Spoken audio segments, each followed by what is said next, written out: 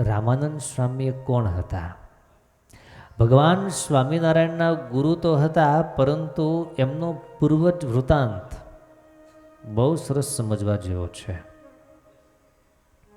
એક વાત બહુ નક્કી છે કે સૃષ્ટિનું સર્જન થયું ત્યારથી જ દેવ દાનવ સજ્જન દુર્જન સંત અસંત સત્ય અસત્ય ધર્મ અધર્મ આ બંનેની વચ્ચે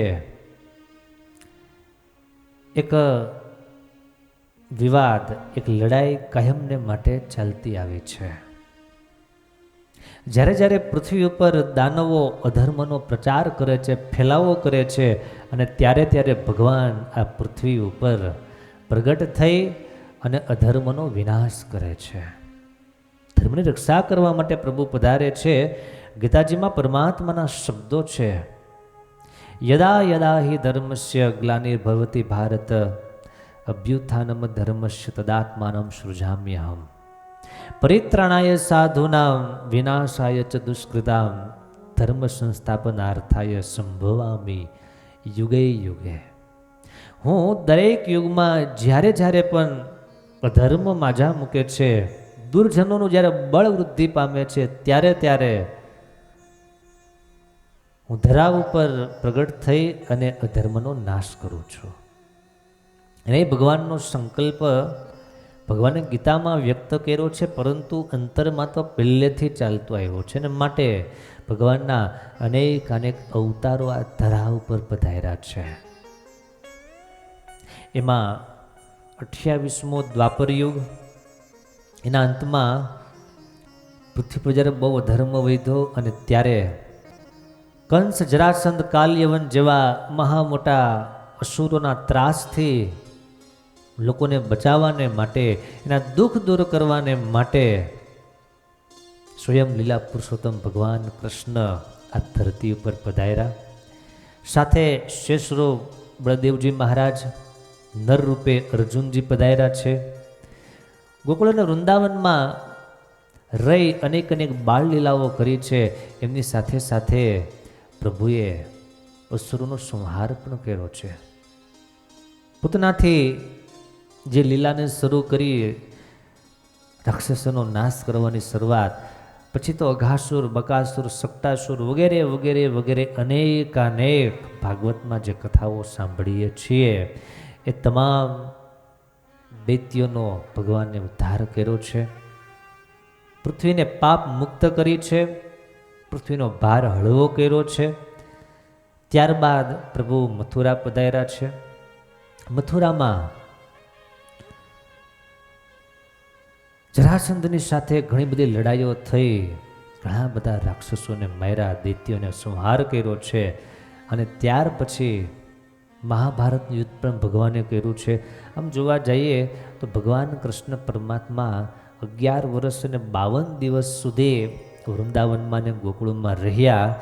ત્યારબાદ પ્રભુનો મોટા ભાગનો સમય અધર્મનો નાશ કરવામાં, કોઈને કોઈ નાના મોટા યુદ્ધ દ્વંદ્વ એની વચ્ચે જ વ્યતીત થયો છે. અને એમ સમય પછી સમય જતા જતા જતા પ્રભુ 125 વર્ષના થયા છે. અને પ્રભાસ પાટણમાં પીપળાના વૃક્ષની નીચે ઠાકોરજી બિરાજમાન છે. ભગવાન વિચાર કરે છે કે મારો મોટા ભાગનો બધો જ સમય અસુરોના સંહાર માટે, એમના વિનાશને માટે મારો મોટા ભાગનો સમય ગયો છે, પણ એક મહત્વનું કામ રહી ગયું છે. લડાઈથી આજના દુષ્ટ, આજના અસુરોનો સંહાર થયો, પરંતુ લડાઈ એ શાશ્વત શાંતિનું કોઈ પણ કારણ નથી. આ વાત ભગવાન કૃષ્ણ પરમાત્મા આજથી 5200 વર્ષ પહેલા વિચાર કરે છે. આજે વિશ્વ યુદ્ધને જ કલ્યાણ માને છે, યુદ્ધને જ શાંતિનું સાધન માને છે. બહુ મોટી ભૂલ કરે છે.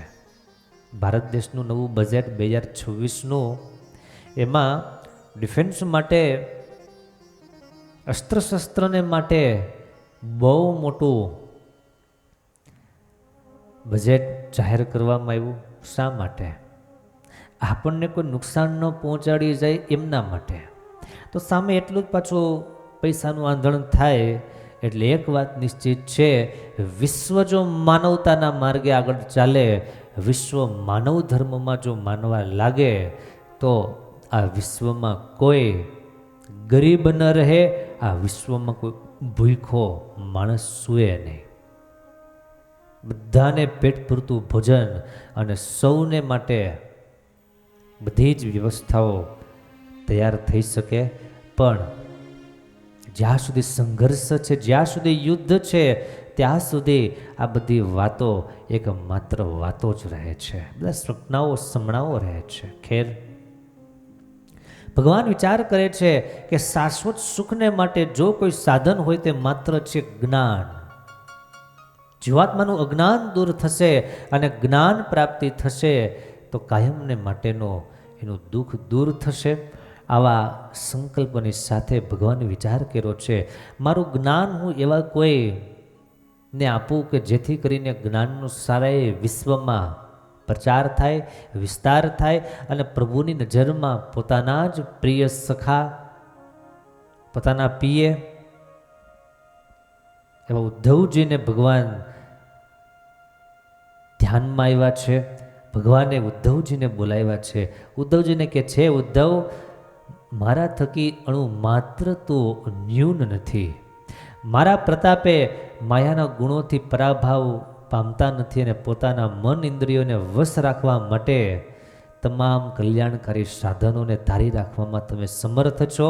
અને હું તમને મારું જ્ઞાન આપું છું અને એ જ્ઞાન તમે સારાએ સંસારમાં યથા યોગ્ય જગ્યાએ તમે પ્રચાર કરજો. અને ભગવાને ઉદ્ધવજીને પોતાના જ્ઞાનાચાર્ય તરીકે પ્રસ્થાપિત કર્યા છે. ભગવાન આ લોકમાંથી વિદાય લીધી છે. પારધીના બાણને ભગવાને સ્વીકાર કર્યો છે. પ્રભુ આ લોકમાંથી વિદાય થયા ત્યારબાદ પોતાની પાદુકા ઉદ્ધવજીને આપી છે અને બદ્રિકાશ્રમમાં જવાનો આદેશ કર્યો છે કે તમે બદ્રિકાશ્રમમાં જજો. અને ઉદ્ધવજીને કહે છે કે તમે મારું સ્મરણ કરજો. ઉદ્ધવજી ભગવાનની આજ્ઞાથી બદ્રિકાશ્રમમાં જવા માટે ચાલી નીકળ્યા છે. યમુનાજીના કાંઠે વિદુરજી મેળા છે અને ભગવાન સ્વધામ પધાર્યાની વાત એને સમાચાર આપ્યા છે. પોતાની સાથે જ્ઞાન પ્રાપ્ત કરેલું છે એવા મૈત્રેય ઋષિના આશ્રમમાં વિદુરજીને એ જ્ઞાન પ્રાપ્ત કરવા માટે મોકલા છે અને પોતે બદ્રિકાશ્રમમાં ગયા છે. ત્યાં બદ્રિકાશ્રમના મુક્તોને જ્ઞાન આપી અને પોતે સ્થિર મન કરી યોગ સાધના કરતાં કરતાં સિદ્ધપણાને પામ્યા છે. ભગવાનની આજ્ઞા હતી કે એ જ્ઞાનને પુનઃ પૃથ્વી ઉપર વિસ્તાર કરવો. અને એ સમયે ઉદ્ધવજી બદ્રિકાશ્રમમાં રહ્યા છે. બદ્રિકાશ્રમમાં દુર્વાસાજી પધારે છે. કથા બહુ જાણીતી છે. અને એ દુર્વાસા સભામાં પોતાનું અપમાન થયું એવું માન્યું છે. બહુ મોટી સભા ભરાઈને બેઠી હોય, ભગવાન નર અને નારાયણ ઉપદેશ આપે છે, કથાનો આનંદ આપે છે. સામેની બાજુ હજારોની સંખ્યામાં ઋષિ મુનિઓ ભગવાનની કથાને સાંભળવા માટે એક તાન અને એક મન થઈ અને પ્રભુના મુખે કથા સાંભળે છે. સભાના છેવાડે, સભાના છેલ્લા ભાગમાં દુર્વાસા ઋષિ આવીને ઊભા રહ્યા છે. મનમાં એવા ઘણા બધા સંકલ્પો કરીને આવ્યા છે, હમણાં સભામાં જઈશ અને જેવો સભામાં જઈશ અને તરત જ પધારો દુર્વાસાજી, પધારો મુનિરાજ, આવી રીતે આગતા સ્વાગતા, સુસ્વાગતમ સુસ્વાગતમ, આવા બધા સંકલ્પો લઈ અને દુર્વાસાજી ઊભા છે. પણ પોતાનું સન્માન ન થવાને કારણે, સૌ ભગવાનની કથા સાંભળવામાં મસ્ત હોવાને કારણે ઉદ્ધવજી અને ઋષિઓ દ્વારા દુર્વાસાનું સન્માન નથી થયું. અને દુર્વાસાજીએ શ્રાપ આપ્યો છે કે તમે બધા પૃથ્વીને વિશે જન્મ ધારણ કરો અને મહાકષ્ટને પામો. આ શ્રાપમાં ઉદ્ધવજી પણ નિમિત્ત બન્યા છે અને ઉદ્ધવજીએ શ્રાપનો સ્વીકાર કર્યો છે. અને બીજા જન્મમાં ઉદ્ધવજી અયોધ્યા ભગવાન મર્યાદા રામચંદ્રજીની નગરી અયોધ્યામાં વિક્રમ સંવંત 1795 શ્રાવણવદી આઠમ એટલે કે જન્માષ્ટમીના દિવસે પ્રભુ જન્મ ધારણ કરે છે. માં સુમતી અને પિતા અજય શર્મા એમના પવિત્ર દાંપત્ય જીવનમાં ઉદ્ધવજી જન્મ ધારણ કરે છે. અને એ જ ઉદ્ધવજી એટલે ભગવાન સ્વામિનારાયણના ગુરુ સદગુરુ રામાનંદ સ્વામી. ભગવાન સ્વતંત્ર છે. આ લોકમાં ભગવાન માનવ ચેષ્ટા કરે છે, ભગવાન મુમુક્ષુ ચેષ્ટા કરે છે. એમની પાછળ ભગવાનની પ્રત્યેક લીલાઓની પાછળ ઘણા બધા અનુસંધાનો હોય છે. ભગવાન સ્વયં પૂર્ણ છે, પૂર્ણ કામ છે, પણ સદગુરુ તરીકે કોઈ એવા વ્યક્તિત્વને પ્રભુ યાદ કરે છે તો દુર્વાસાજીના શ્રાપને નિમિત્ત બનાવી અને ઉદ્ધવજી જન્મ ધારણ કર્યો છે અને એ જ રામાનંદ સ્વામી. તો આ રામાનંદ સ્વામીની થોડી કથા આપણે આજે જોઈ. કોણ હતા રામાનંદ સ્વામી? તો આપણને એટલો ખ્યાલ હોવો જોઈએ, ઉદ્ધવજીનો અવતાર. તો ઉદ્ધવજી કોણ હતા? ભગવાન કૃષ્ણના મિત્ર હતા. શું એમની વિશેષતા હતી?